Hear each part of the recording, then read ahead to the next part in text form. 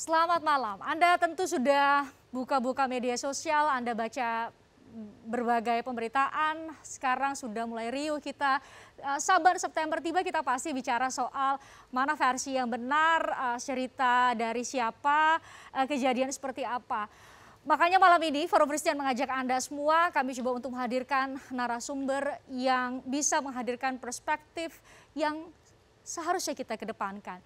Yaitu mari kita move on, mari kita bicara, ya sejarah ada untuk kita pelajari bersama, tentu ada banyak versi, ada banyak kontroversi, tapi tadi kami narasikan di depan, di awal saat membuka acara ini, negara ada masa depan yang harus kita isi sebagai generasi muda saat ini juga turut menjadi bagian dari pembangunan ke depan. Bagaimana kita melihat sejarah secara tepat. Kami menghadirkan sejumlah narasumber. Saya ajak untuk bergabung, untuk bicara banyak soal perspektif yang hendak kami suguhkan untuk Anda di Forum Christian malam ini. Saya undang yang terhormat Lejen TNI Purnawirawan Agus Wijoyo, Gubernur Lemhana saat ini tapi adalah putra Majen TNI Anumerta Sutoyo Siswo Miharjo, salah satu pahlawan revolusi. Pak Agus, silakan. Terima kasih sudah berkenan hadir. Silakan, selamat datang. Selanjutnya saya undang ada, ini kalau Pak Agus adalah generasi kedua, kami juga coba undang generasi ketiga. Jadi tidak jauh usianya dengan saya nih. Saya undang Sifra Panggabean, cucu dari Majen TNI Anumerta DI Panjaitan. Sifra, terima kasih sudah join. Silakan duduk. Dan selanjutnya saya undang, ini senior saya, ya jurnalis tapi menulis dengan sangat apik biografi resmi dari Pierre Tendian. Kang Abi Besman, silakan bergabung. Terima kasih Kang sudah berkenan join, silakan. Terima kasih sudah hadir malam ini. Tim Forum Christian, Pak Agus, Sifra, Kang Abi, kami bilang waduh kalau kita ikut-ikutan riuh, kita ikut-ikutan gaduh di media sosial seperti yang terjadi di media sosial dan pemberitaan saat ini tidak apik rasanya. Kita lagi pandemi, banyak masalah dan tantangan ke depan. Jadi kami mau mendapatkan perspektif baru dari Kang Abi, Sifra dan juga Pak Agus. Pak Agus ini adalah generasi kedua yang ikut dalam peristiwa, bahkan punya cerita khusus ketika kejadian di malam 30 September. Iya, 30 malam 1 Oktober ya. Berarti Mbak manggil saya Om ya? Oh Om ya, oke. Seperti Sifra tadi sebelum kami Mugedara manggilnya Om. Saya jadi bingung, Om Agus siapa? Oh ya, legend Agus. Pak Agus malah justru, ya Pak Agus menyaksikan itu. Saya mau dapat perspektif ini. Pak Agus menyaksikan itu. Pak Agus menjadi bagian dari kejadian yang seharusnya bagi sebagian orang itu sebuah luka gitu. Tapi 2003 justru Pak Agus salah satu inisiator dan penasihat di forum silaturahmi anak bangsa yang mau merekonsiliasi mereka yang bagaimana saya menarasikannya dianggap terafiliasi dengan PKI. Pak Agus bisa cerita kepada kami dasar pemikiran itu, semangat itu, kenapa? Ya, ada 2 tahapan sebetulnya. Kalau yang disebut forum silaturahmi anak bangsa itu yang menggagas adalah teman-teman dari pemuda Pancamarga, dan itu tidak hanya menyangkut tentang tragedi 65, tetapi semua peristiwa yang telah membelah masyarakat ini terkotak-kotak dan menyimpan dendam. Jadi di situ dikumpulkan para generasi kedua, generasi ketiga dari tentu saja dari keluarga ex anggota PKI, ada di situ Ilham Aidit, ada juga di situ adalah keluarga dari Daud Bere, ada juga di situ adalah putranya Kartosuwiryo gitu. Jadi sebetulnya itu lebih luas gitu. Tapi kalau pada tahapan kedua yang khusus mengenai tragedi 65 itu adalah pada tahun 2016. Saya juga dengan berkolaborasi dengan beberapa lembaga, di antaranya adalah One Team Press dan lain-lain, Sanata Dharma. Kemudian juga atas dorongan dari Menko Polhukam pada waktu itu, Bapak Luhut Panjaitan, saya menyelenggarakan sebuah simposium. Simposium Tragedi 65, hampir sama seperti ini, subtitlenya, yaitu dalam pendekatan sejarah. Mengapa dalam pendekatan sejarah? Karena saya menganggap sejarahlah yang bisa paling objektif untuk kita gunakan sebagai instrumen untuk mendekati sebuah peristiwa. Dan disitulah pertama kali saya mencoba untuk mempertemukan antara pihak dari keluarga ex anggota PKI dan mereka yang terlibat di dalam penumpasan PKI, ex anggota PKI di dalam epilog 65. Pak Agus bisa lebih menegaskan lagi, kenapa kita harus seperti itu? Kenapa kita harus ada rekonsiliasi? Salah satu jadi diusahakan oleh Pak Agus dan lebih banyak lagi kita harapkan mengusahakan itu. Kenapa? Kenapa kita harus ada di titik itu? Ya, seperti kita lihat sekarang, peristiwa ini terjadi berapa tahun? 50 plus tahun yang lalu. Dan masih membelah masyarakat dalam dendam. Nah, itu yang sangat kita sayangkan. Apakah kita akan tetap di sini dan tidak bisa untuk berdamai dengan masa lalu, kemudian kita bersatu menjadi masyarakat yang solid kembali dan melanjutkan pembangunan untuk menjadi bangsa yang besar. Itu pun juga sebetulnya kalau sikap itu diambil, tidak hanya saja kebutuhan kita untuk melanjutkan pembangunan, tapi menunjukkan juga citra dan keadaban bangsa. Bahwa kita bisa belajar dari kesalahan kita di masa lalu. Terus kemudian kita berdamai dengan masa lalu, kita tidak merubah sejarah. Kita tidak mengubah sejarah.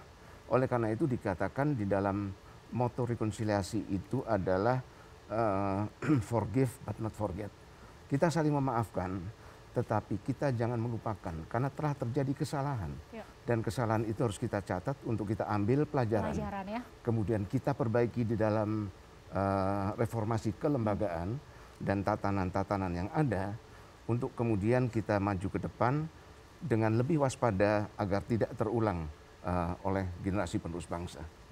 Saya sengaja mulai pertanyaan itu, saya coba untuk cari pertanyaan lain Pak Agus, karena saya yakin sepanjang hidup Pak Agus pasti ditanya terus soal cerita malam itu gitu ya. Betul.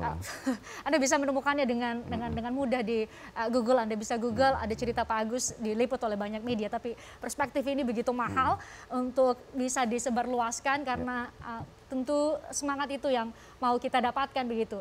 Sifra ini generasi ketiga, cucu dari pahlawan revolusi di Panjaitan. Mungkin kalau saya tanya soal cerita, itu cerita dari ibu ya? Ibu Riri Panjaitan. Nah, tapi kami dapat narasi yang begitu positif Pak Agus. Sifra bilang, aduh kita nggak mau mewarisi kebencian gitu. Ini kan generasi ketiga. Sifra bisa jelaskan lagi, kenapa tidak mau mewarisi kebencian? Karena kejadian 1965 itu kan sudah berapa dekade ya berlalu. Generasi aku kan generasi ketiga. Kalau kita ngomong sekarang kan generasi milenial, generasi Z, ya kan. Nah, kita ini kan maunya moving forward gitu. Apalagi perubahan-perubahan di masa sekarang, teknologi, iptek lah itu relevan nggak untuk saya, maksudnya untuk generasi kami nanti jalan ke depan. Kalau kami terus dibebankan misalnya ya dengan konflik-konflik dan kebencian di masa lalu gitu ya. Sedangkan kebencian itu memunculkan stigma di masyarakat. Terus apakah aku harus dibenci A, si B, si C gitu kan. Aku rasa sekarang bukan era untuk berkompetisi ya, tapi era untuk berkolaborasi. Untuk bisa berkolaborasi itu aku rasa lebih penting gitu ya. Karena kita kan mestinya konstruktif, bukan saling destruktif ya, saling menyalahkan gitu. Menyalahkan atau menganggap kelompok ini paling benar atau kelompok ini paling salah, itu kan out of my league sih sebenarnya. Itu udah kayak, memang banyak yang nanya kan, di ini nggak sih sama kelompok yang ini, setuju nggak sih, nggak setuju, apa senang apa nggak. Saya bilang kan selama kita hidup dalam satu bingkai Indonesia, kita udah punya falsafah yang jelas nih, Pancasila. Kan tinggal merawatnya bagaimana, jalan ke depannya mau apa. Tapi kalau kita terjatuh dengan konflik-konflik yang sebenarnya harusnya nggak usah diwarisin, nanti aku punya generasi di Panjaitan yang berikutnya, apa aku mau mewarisi terus konflik itu nggak pernah selesai di masa lalu gitu ya. Nah aku bilang ya generasiku, kalau aku ya dari generasi ketiga, aku mau menyelesaikan, bukan menyelesaikan ya, maksudnya aku mau konflik itu nggak usah dieskalasi sih, untuk terus itu luka ya, soalnya luka-luka di masa lalu itu juga nggak, itu berat dalam, kalau baca sejarah ya itu berat sekali untuk baca itu gitu ya. Cuman untuk dengar cerita itu, jadi aku bilang ya resolusi konfliknya aku lebih setuju promoting peace better than promoting konflik gitu. Lebih mempromosikan apa itu damai, perdamaian, karena kalau nanti kita berantem, disintegrasi bangsa kan kita juga yang rugi gitu ya. Ujungnya apa? Itu yang aku lebih lihat, kita kayaknya lebih baik moving forward. Apa yang mau kita bangun, apa yang harus kita antisipasi, karena perubahan ancaman juga banyak, udah berubah. Aku kan kalau milenial untuk cari informasi mudah, tapi untuk mencari kebenaran dan sortir informasi itu yang susah, yang membutuhkan intelektual, membutuhkan banyak bimbingan, nasihat dari senior-senior kan. Jadi kalau misalnya kita hanya fokus di benar salah, korban atau bukan, itu kayaknya buat aku nanti kita yang generasi sekarang akan berantem lagi gitu. Buat apa? Justru gitu. Terbelenggu di situ gitu terbelenggu ya. di situ. Proses rekonsiliasi sebenarnya sudah dimulai. Pak Agus tadi sedikit cerita, kami coba tunjukkan kepada Anda. Proses rekonsiliasi sebenarnya sudah dimulai begitu ya. Kita harapkan sebenarnya akan ada hasilnya ya Pak Agus, karena gerah juga setiap tahun, setiap mau masuk 30 September ada aja yang bikin ribut di media sosial, di ruang digital. Kami tayangkan untuk Anda, kami gambarkan bagaimana proses rekonsiliasi sebenarnya sudah berjalan dan diupayakan begitu. Kami coba tayangkan proses rekonsiliasi yang kami coba buat timeline. Pak Agus cerita tadi sudah mulai 2003 kalau yang secara umum, kemudian 2016 ya. Khusus untuk peristiwa 65 gitu. Nah sebenarnya kami berharap pada rekonsiliasi dan akhirnya kita bisa seperti Sifra bilang tadi, sama-sama move on, ini sudah ditayangkan perjalanan rekonsiliasi di G30 SPKI. Pak Agus kalau mau menambahkan, ada informasi yang mau ditambahkan juga silahkan, ini jadi pengetahuan yang begitu berharga buat kami. Wacana rekonsiliasi sejak 98 ya Pak Agus ya. Kemudian tahun 2000 Gus Dur meminta kedua pihak sebenarnya saling meminta maaf gitu ya, dengan mencabut MPRS nomor 25 itu ya. Kemudian di tahun 2001 ada Undang-Undang Komisi Kebenaran dan Rekonsiliasi disusun untuk menyelesaikan permasalahan HAM, spesifik HAM di tahun 1965. Kemudian 2010 ada Forum Silaturahmi Anak Bangsa muncul sebagai upaya perdamaian dari generasi penerus dari pihak yang bertikai. Kemudian di tahun 2015 ada simposium tragedi 65 digelar. Pak Agus tadi cerita ya. Selanjutnya, ini sempat ya muncul pembubaran forum penyintas nih. Pak Agus mungkin bisa cerita nih 2016. Ini yang jadi pertanyaan kami, rekonsiliasi tak kunjung berujung dengan titik temu. Lantas bagaimana selanjutnya? Ini yang mau kita dapatkan perspektifnya malam ini. Termasuk kita juga mau dengan cerita sisi-sisi lain sebenarnya yang seharusnya menjadi fokus kita. Dari Panjaitan seperti apa sih, Pierre Tandian seperti apa sih, Ayah Legend Agus seperti apa sih, seharusnya itu yang jadi pelajaran buat kami. Tapi nanti Kang Abi, saya akan tanya Kang Abi, karena Kang Abi ini adalah penulis buku dari Pierre Tandian, tentu banyak cerita dari sisi yang katanya adalah Jenderal Ganteng Pak Agus. Jenderal Ganteng, kalau lihat dari fotonya ganteng. Letnan Ganteng. Letnan Ganteng. Belum nyampe jenderal belum. Oh ya, Letnan Ganteng, sorry. Letnan Ganteng, betul. Letnan Ganteng punya hobi spesifik. Nanti Kang Abi cerita. Kami jeda dulu, usai jeda di Forum Prestia.